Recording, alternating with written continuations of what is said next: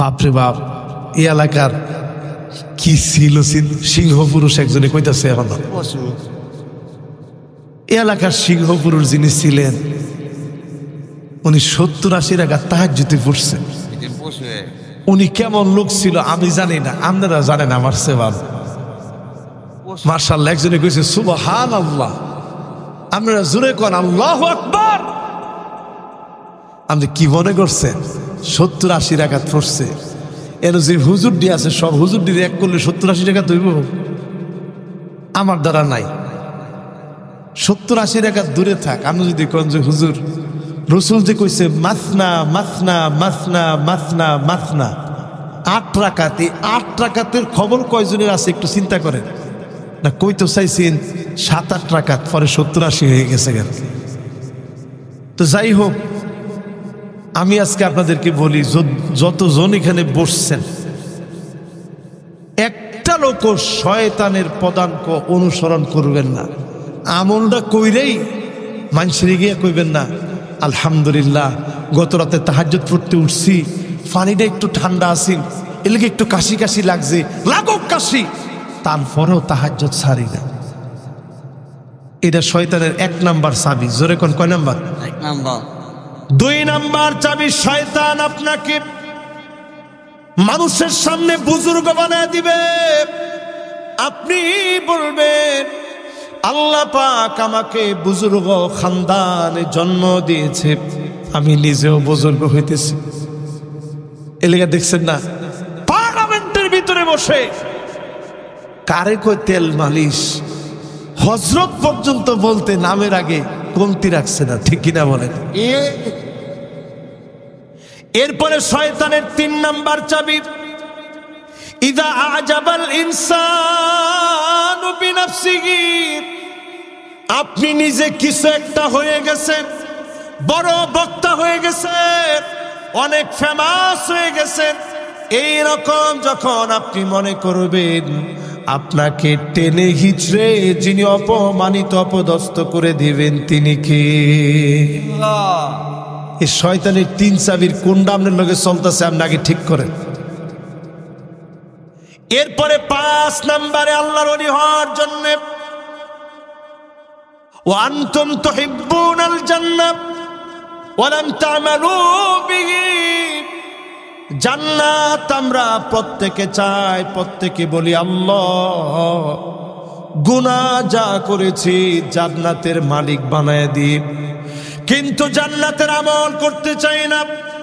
আজ থেকে 5 ওয়াক্ত নামাজ, সালাম ফিরানোর পরে 5 ওয়াক্ত নামাজের সালাম ফিরানো মাত্র আয়াতুল কুরসি আল্লাহর যত গোলাম পড়বেন, দুবুর কুল্লি সালাতিন মাকতুবাতিন লাম ইয়ামনাহু মিন দুখুলিল জান্নাহ ইল্লা ইয়ামুত, মৃত্যু হতে দেরি হবে, জান্নাত দিতে যিনি দেরি করবেন না তিনি কে?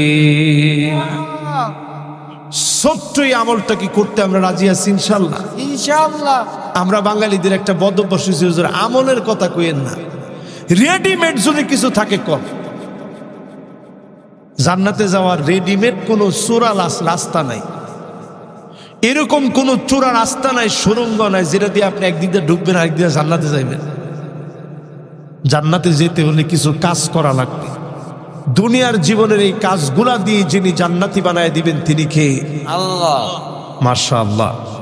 5 নম্বরে চলে আস, আপনাদের কষ্ট হচ্ছে, আর মাত্র কয়েকটা মিনিট আপনাদেরকে একটু কষ্ট দিন। আর 1 ঘন্টা এরা কেটা দেহি না। মাশাআল্লাহ, কিন্তু সবাই আসতেছে। আমি মনে করছি একজন খালি মাহফিলে আমার শত্রু আছে যে হুজুর আরো 1 ঘন্টা ওয়াজ করেন, কিন্তু এই যে না, আলহামদুলিল্লাহ অনেকে আপনার হাত তুলছে যে হুজুর আরো 1 ঘন্টা, আর 1 ঘন্টাটা অল্প একটু সময়, কিন্তু আপনারা 1 ঘন্টা শুনতে চাইছেন। কাতাবাল্লাহু লাহু হাসানাতান কামিলা, 1 ঘন্টা শুনলে যে পরিমাণ সওয়াব হতো সম পরিমাণ সওয়াব আমল নামায় আল্লাহ উঠায় দিবে। জোরে কোন আল্লাহু আকবার। খুশি না বেজার? খুশি। তাহলে কয় নাম্বারে আসছেন? খেলাছে জোরে কোন, আর জোরে। জান্নাত চাই, ঠিক জান্নাতের কাজ করি না। খায়বারের প্রান্তে আল্লাহর নবী নামাজ পড়ায়া মাত্র তাঁবুর মধ্যে গেলেন, একজন রাখাল পিছনে পিছনে গেছে।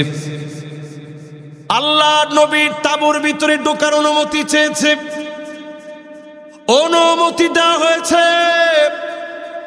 নবীজির সামনে গিয়ে দাঁড়ালেন। আল্লাহর নবী আদর করে বললেন, করিব, আরো কাছে আসো, আরো নিকটে আসো। রাখাল অবাক হয়ে গেছে, চুলগুলা এলোমেলো, মাথার চুলগুলা উস্কো খুস্কো হয়ে আছে, হাতের ভিতরে লাঠি, পায়ের ভিতরে ধুলাবালি। আমার মতো রাখালকে এত সুন্দর মানুষ কাছে বসতে বলছে। আল্লাহর নবী নাম জিজ্ঞাসা করলেন, কি নাম তোমার? রাখাল বললেন, আসওয়াদ বিন গালিব। আমার নাম আসওয়াদ বিন গালিব। আল্লাহর নবী বললেন, শোনো, কি করো তুমি? রাইউল গানাম, আমি খায়বার প্রান্তে ছাগল চড়াই। রাখাল এবার নবীজির পরিচয় জানতে চাইলেন। আল্লাহর নবী নিজের পরিচয় দিলেন, জান্নাতের পরিচয় দিলেন। রাখাল আর দেরি করতে চায় না। ওগো নবীজি,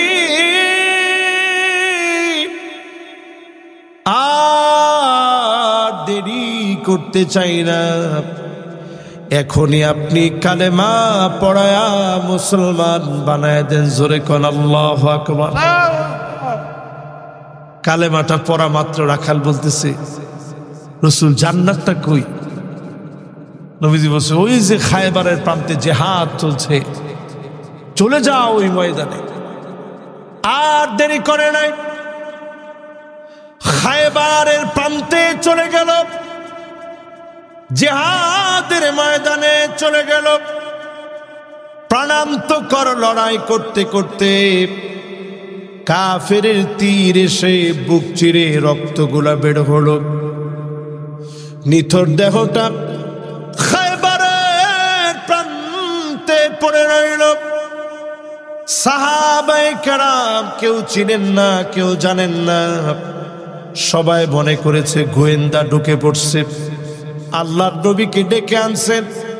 নবীজি দেখা মাত্র দুইটা চোখের পানি ছেড়ে দিয়েছে, জর্জর করে দুইটা চোখ দিয়ে পানি ঝরতেছে। সাহাবায়ে কেরাম বললেন, ওগো নবীজি, আপনি কি চেনেন? আল্লাহর নবী বলে, আমি চিনি, আসওয়াদ বিন গালিব একটা লাঠি নিয়ে খায়বার প্রান্তে এসেছে। আমি তাকায় দেখতেছি আল্লাহর জান্নাতে বড় নিয়ামত পেয়ে গেছে। যতজন আমার সামনে বসছেন, জীবনে যতদিন বাঁচবেন আয়াতুল কুরসির আমলটা নিয়ে যান। 5 ওয়াক্ত নামাজের পরে পড়বেন। চোখটা বন্ধ হবে একদিকে, জান্নাতের নিয়ামত যিনি দিয়ে দিবেন তিনি কে? 6 নম্বরে যতজন এই মাহফিলে বসলেন, ওয়া আনতুম তুকরিহুনান নার ওয়া লাম তুরহিবু বিহি, এমন কেহ নাই জাহান্নামে যেতে চাই। একজন একজন করে যদি বলি, কে জাহান্নামে যাবেন? জাহান্নামে যাবেন এরকম কেউ আছেন? পিছনে যারা চিল্লাচিল্লি করতেছে অল্প 3-4 জন, এরাও কি কেউ জাহান্নামে যাইতে চাইব? আপনি যদি ফিডায় কম ধরে ফিডাম, এর ফলে তুই জাহান্নামে যাইতেই হবে, যাইব? একজনও জাহান্নামে যাইতে, গুনাহ করি ঠিক আছে, আল্লাহ ঠিকই মাফ করে দিবে। আল্লাহ তো অনেক দয়ালু, মাফ করে ঠিকই আল্লাহ জান্নাতি বানায় দিবে। জোরে কোন আল্লাহু আকবার। কিন্তু ঘরের ভিতরে আগুন লাগলে, আগুন আগুন বলে যেইভাবে দৌড়া, জাহান্নামের আগুন থেকে এইভাবে দৌড়ে পালান না। খারাপ ভিডিও চোখের সামনে চলে আসছে, একটা টান মেরে সরায়া দেন না। অন্যায় গান চলে আসছে, মিউজিক বাজতেছে, বাদ দিয়ে দেন না। আপনার কাছে মনে হয় জাহান্নাম অনেক দূরে, আজকে মরে দেখেন আপনার আর জাহান্নামের মাঝে বদামলি বেনামাজিদের মাঝে কোনো দূরত্ব থাকবে না, ঠিক কিনা বলে? আমাদের সমাজে যদি 5টা লোক মারা যায় মদ খায়া, কি খায়া, এই নারায়ণগঞ্জ যদি আজকে মদের ভিতরে ভেজাল দিয়ে দেওয়া হয়, কালকে 100 মরবো 200 জন, না আরো বেশি? বেশি। যাক, বেশি না কম হিসাবে আমার দেওয়ার কাম নেই, আমি এমনি কইলাম আর কি, ধারণার উপরে। ধরেন 500 জন লোক মরল, পরের দিন বাংলাদেশে কি বড় রিপোর্ট হবে কম, সমস্ত পত্রিকা সয়লাভ হয়ে যাবে। নারায়ণগঞ্জে 500 জন মানুষ মদের ভিতরে ভেজাল ছিল, মদ খায়া মরে গেছে। সারা দেশের কোটি কোটি মানুষের ভিতরে টক অব দ্য কান্ট্রি হয়ে যাবে, আহারে 500 জন লোক মদ খায়া মরছে। অথচ আপনি চিন্তা করেন, প্রতিদিন যেই পরিমাণ বেনামাজি মরে, বেনামাজি মদখুরের চাইতে খারাপ। মাশাআল্লাহ, একজনে কইতেছে হুজুরে উচিত কথা ঠিক হইতেছে,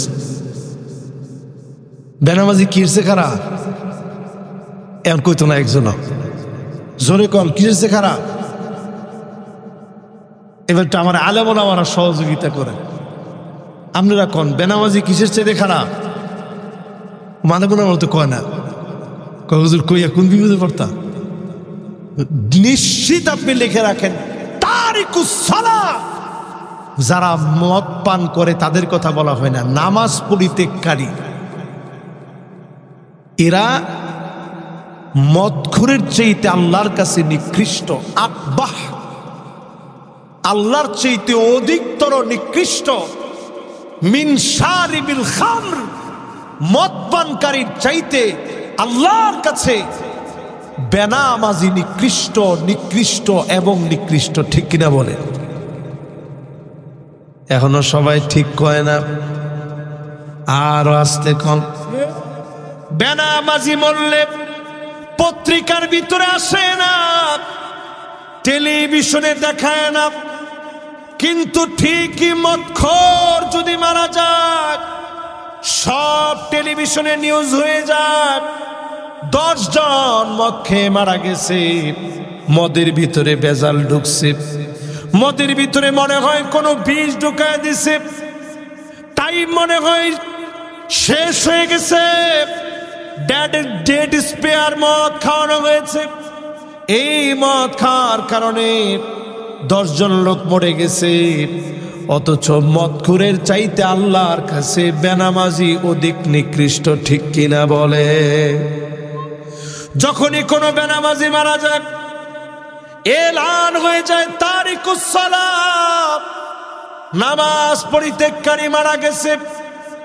ফেরেশতারা একজন আরেকজনকে বলে, মাটি শক্তিশালী হয়ে যায়, চতুর্দিক থেকে চাপ শুরু হয়ে যায়, এমন জোরে চাপ মারে, ডান দিকের হাড় গুলা বাম দিকে চলে আসে, বাম দিকের হাড় গুলা ডান দিকে চলে আসে।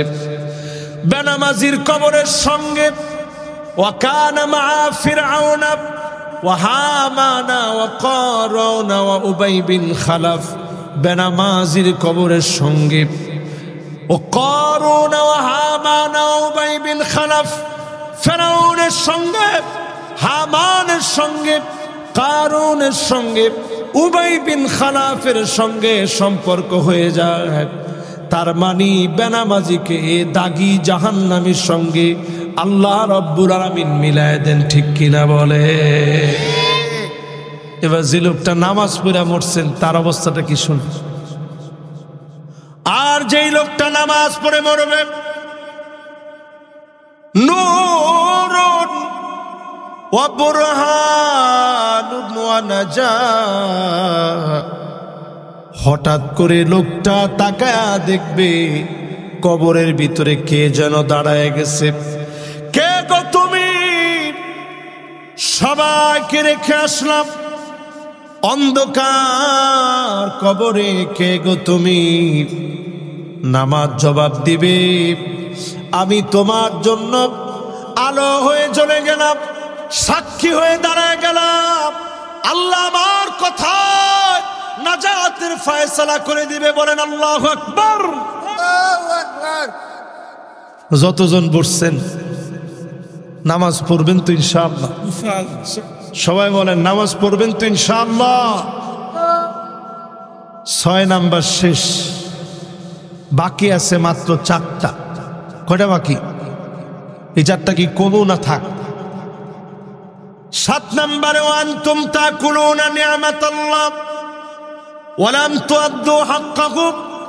ঠিক আল্লাহর নিয়ামত খান, আল্লাহর নিয়ামত গুলা পান করেন, কিন্তু বিসমিল্লাহ বলে খান না, বসেও খান না, ডান হাত দিয়েও খান না। এইরকম বেয়াদব আছে না নাই? এরকম বিশাল ব্যবসা বাম হাতে দোষ। একজনে কইছে হুজুর রাষ্ট্রপতি এমনি খায়। আমি কিন্তু কেউ নামটাম কই নেই, আপনারা কেউ নামটাম কইেন না, খালি নিজে ওর দিকে কোন। চায়ের দোকানে এরকম অনেক মাতবর আছে না নাই? চায়ের দোকানে এরকম অনেক মাতবর আছে, বাম হাতে চা ধরে। এটা শয়তানের অভ্যাস।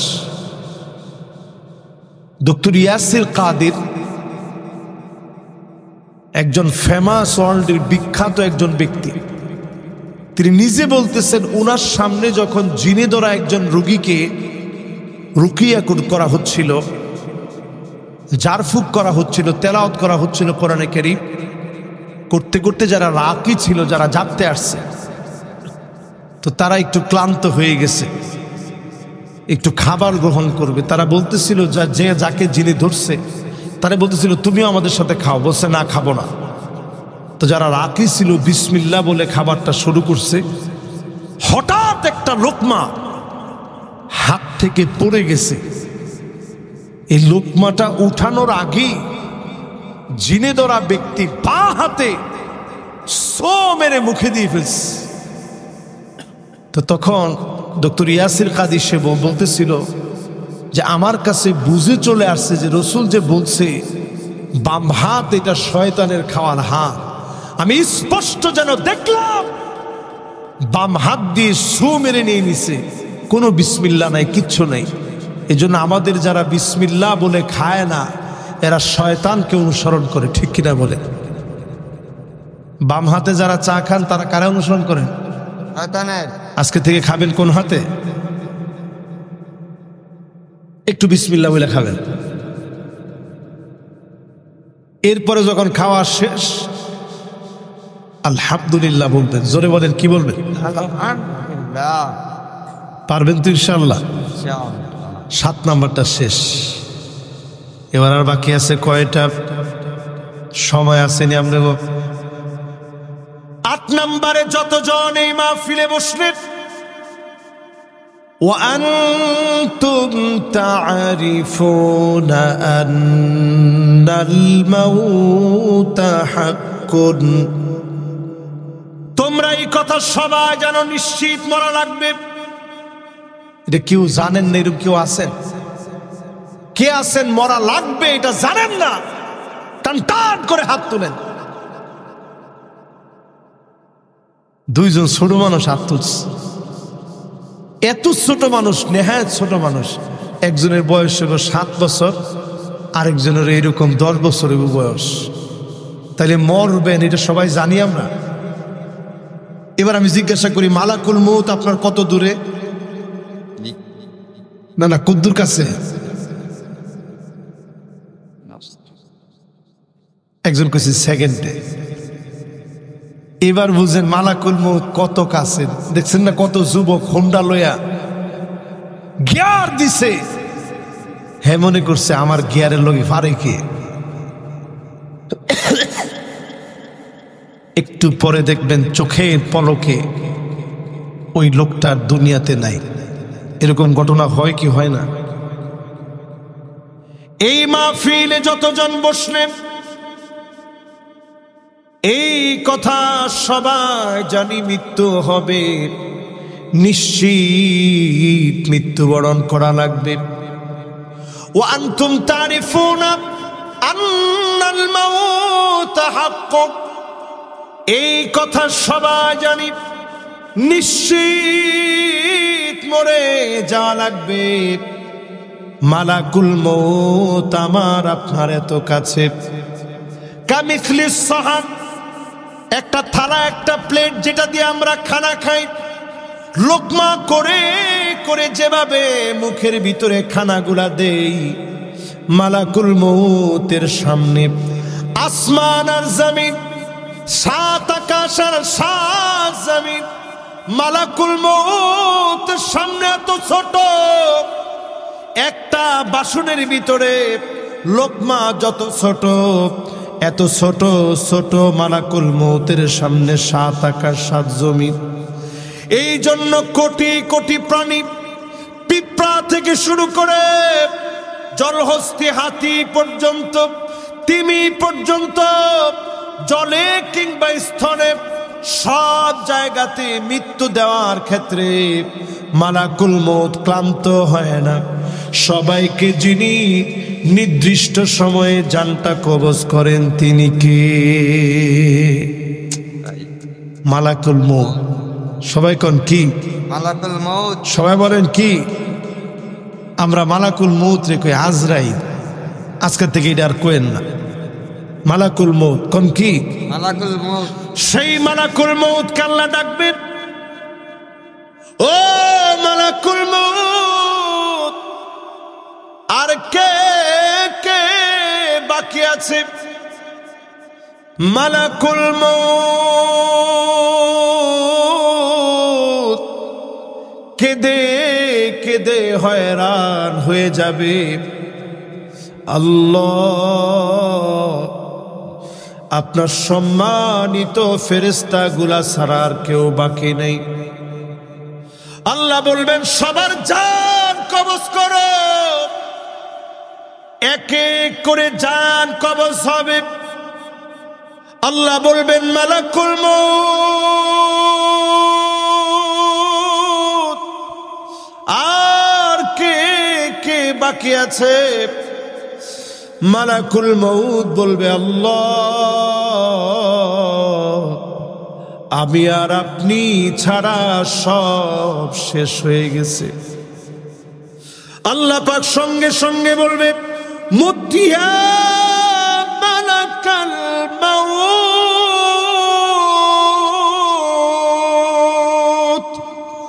আল্লাহু আকবার। মালাকুল মউত, তুইও শেষ হয়ে যা, সব মৃত্যুবরণ করবে, সব শেষ।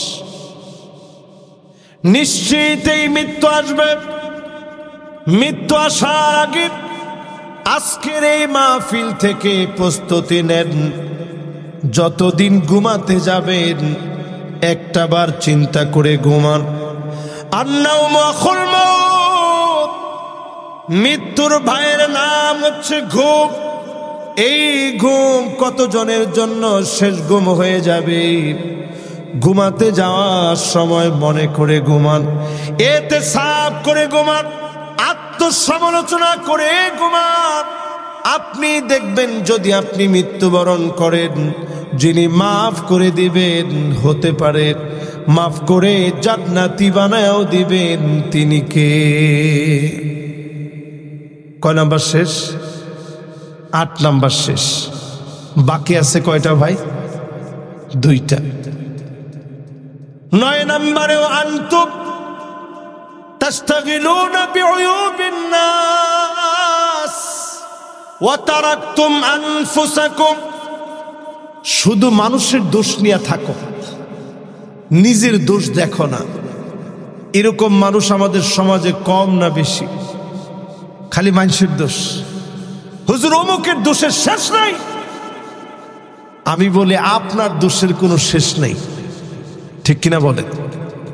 আরে আমার দোষের শেষ নেই। এই যে আপনারা আমার আজকে এত আদর করে আদর আপ্যায়ন করে আনছেন, বসাইছেন, খাওয়াইছেন, গরম পানি দিয়েছেন, হুজুর ওযুটা করেন। আমি বেশি মাহফিলের কথা বলবো না, শুধু আজকে একটা মাহফিলের জবাব যদি আল্লাহ আমারে দিতে বলে যে তুই যে মাহফিলে গেলি ওয়াজ করতে, এই একটা দিনের আগে আজকে জবাব দে। বিশ্বাস করেন, কসম আল্লাহর, জাতে পাকের কসম করে বলছি, একটা রজনীর জবাব আল্লাহর সামনে দেওয়া যাবে না। আমি কি দিতে পারছি আপনাদেরকে? কিচ্ছু দিতে পারিনি। অসুস্থ শরীর নিয়ে আসছি, আপনারা বসে বসে শুনতেছেন। শুধু একদূর বলবো, প্রতিদিন ঘুমানোর আগে নিজের একটু সমালোচনা করে ঘুমাবেন। মানুষের সমালোচনা না, নিজের সমালোচনা করবো। রাজি আছেন ইনশাআল্লাহ? ইনশাআল্লাহ। হযরত আবু বকরের মতো সাহাবী নিজের গুনাহের কথা প্রায় প্রায় বলতেন, আল্লাহুম্মা লা তুআখিযনি বিমা ইয়াকুলুন ওয়াগফির লি মা লা ইয়ালামুন ওয়াজআলনি খায়রাম মিম্মা ইয়াযুন্নুন। ওয়া আমার আল্লাহ, আমার ব্যাপারে মানুষ যা ধারণা করে বলে, এইগুলার জন্য আল্লাহ আপনি আমাকে পাকড়াও কইরেন না। আমার যে গোপন গুনাহগুলো হয়ে গেছে আল্লাহ এগুলো আপনি মাফ করে দেন। মানুষ যেমন ধারণা করে এর চাইতে সেরা বানায় দেন। বলেন আল্লাহু আকবার। কি দোয়া চিন্তা করেন। আর আমরা নিজের এখানে এখন সেরা মনে করি, হুজুর আমি একলা ভালো, নিজের অপরাধী মনে করেন। আবু বকর রাদিয়াল্লাহু তাআলা কেমন ছিলেন একটু চিন্তা করেন। শাসক যখন ছিলেন, হযরত ওমর দেখেন হঠাৎ হঠাৎ তিনি হারায় যায়, কিরে যায় কোথায়। একদিন পিছু নিলেন দেখার জন্য, হযরত ওমর গাছের পিছনে লুকায় গেলেন। আবু বকর একটা ঘরের দরজা দিয়ে ঢুকলেন।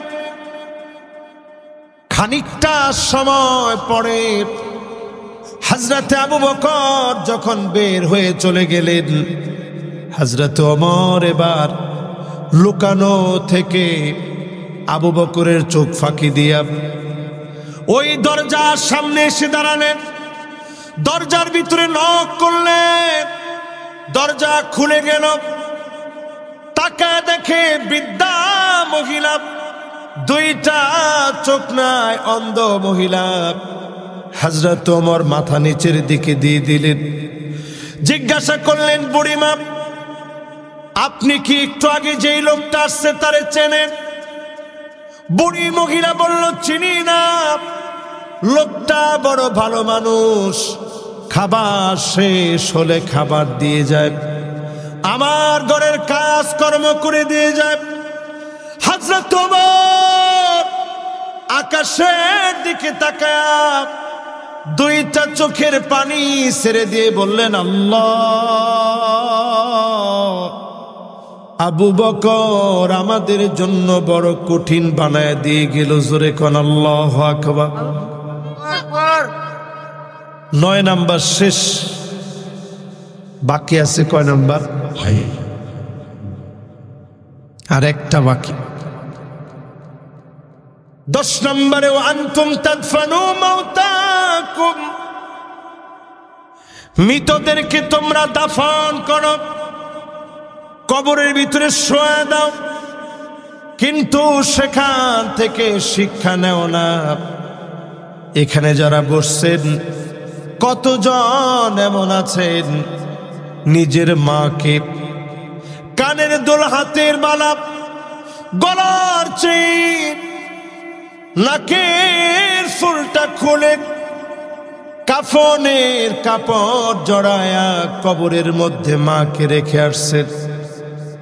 কতজন এমন আছেন বাপকে সবে মাত্র রেখে আসছেন, কতজন এমন আছেন বন্ধুকে রেখে আসছেন। এই দুইটা হাতে কতজন রে কবরে শোয়া দিয়েছেন। একটা বার কি মনে করেন না, 1 বছর 2 বছর 3 বছর পরব, এই জামা কত পছন্দ করে কিনলাম, টেইলার্সের কাছে গিয়ে সুন্দর নকশা করে ডিজাইন করে বানাইলাম, এমন কাফনের কাপড় আপনি পরবেন, আপনার আর চয়েস করার কোনো অপশন থাকবে না। মোটা না চিকন দেখা হবে না। সন্তান আনবে,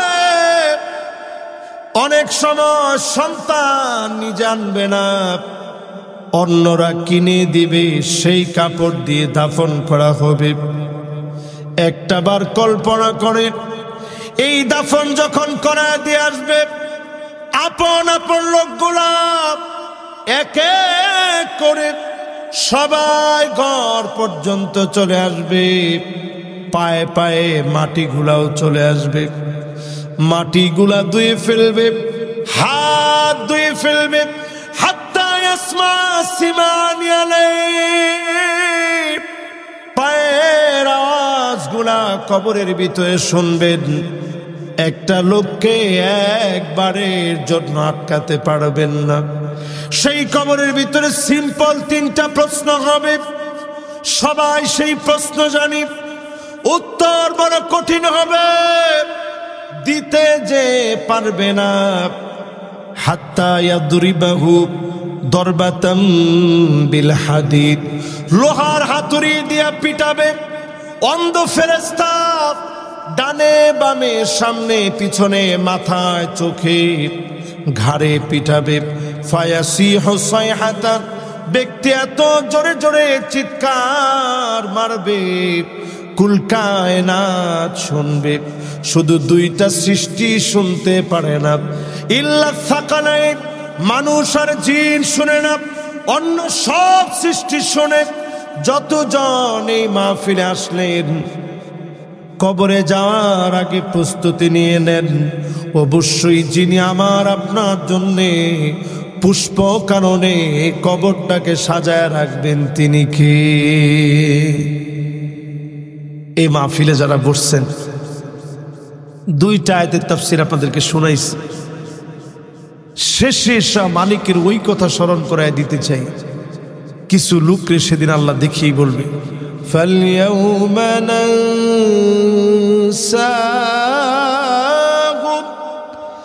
কামা নাসু লিকা ইয়াউমিহিম হাযা ওয়া মা কানু বিআয়াতিনা ইয়াজহাদুন। আল্লাহ বলবে, আজকে আমি তোরে ভুলে গেলাম। সেদিন যদি আল্লাহ ভুলে যায়, মনে রাখার মতো কোন লোক থাকবে? আল্লাহরে যারা স্মরণ রাখতে চান, বেশি না 5টা ওয়াক্ত নামাজে হাজিরা দেন, সেজদায় যান, মনোযোগ সহকারে সেজদার মধ্যে গিয়ে আল্লাহরে ডাকেন। আল্লাহ যেন আমাদেরকে তৌফিক দান করেন, পড়েন আমিন। প্রায় 2টা ঘন্টার কাছাকাছি সময় যারা কোরবানি করলেন, ফি মিজানে হাসানাতিনা, দাড়ি পাল্লায় আল্লাহ রাব্বুল আলামিন আমাদের আমলনামাগুলোকে কোটি কোটি গুণ বৃদ্ধি করে সওয়াবের পাল্লা যেন আল্লাহ ভারী করে দেন। সকলে পড়েন আমিন। সম্মানিত হাজিরিন, যদি আর কোনো কথা না থাকে কমিটির, আমরা মোনাজাতের দিকে যেতে চাই। মোনাজাত হচ্ছে একটা মাহফিলের মগজ। আমরা এই মগজটা নষ্ট করব না, সবাই ইনশাআল্লাহ। জি ইনশাআল্লাহ, সভাপতি সাহেব একটু কথা বলবেন, সবাই আমরা ইনশাআল্লাহ শুনি। এরপরে একটা লোক উঠবো না। ফিলিস্তিনের জন্য আমরা আজকে এই মোবারক সময় দোয়া করে যাব।